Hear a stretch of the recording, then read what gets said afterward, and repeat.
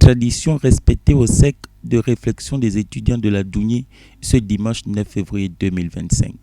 Arrivé au thème de son mandat, le bureau sortant, chapeauté par Onel Modunga, devant cette assemblée, les membres du comité des sages et le présidium s'est soumis à l'exercice de présentation de bilan. Nous héritons d'un credo qui, après avoir traversé 3 années de transition difficiles, avait perdu de sa visibilité sur le terrain.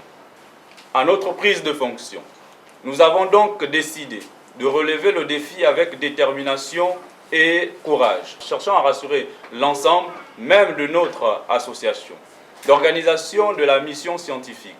Cette activité cruciale pour accompagner nos élèves de classe d'examen, notamment ceux de 3e et de terminale, dans leur préparation aux examens tant redoutés du BPC et du bac. En fin d'affection et d'attachement envers notre localité, nous avons pu mettre en place des travaux dirigés, stimulants, des examens, offrant ainsi à nos élèves un cadre d'apprentissage propice à la réussite.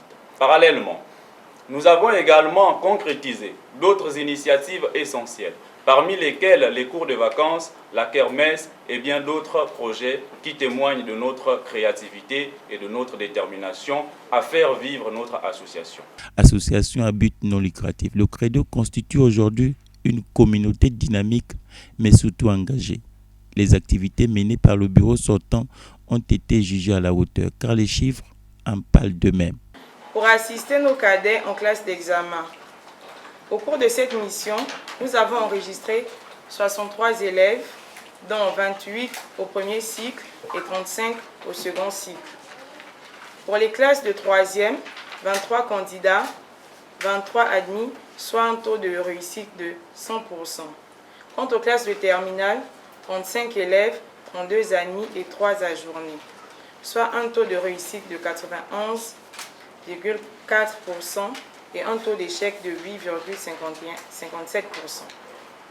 Au thème de cette rencontre, le président sortant n'a pas caché son sentiment. Plus de 21 ans d'existence, réussir à réunir les gens et rendre compte de ce que nous avons pu faire durant plus de 11 mois, c'est toujours un sentiment de joie, de satisfaction. À noter qu'une commission électorale a été installée au cours de ces moments selon les tests et règlements de l'association pour organiser une élection transparente et crédible dans les prochains jours.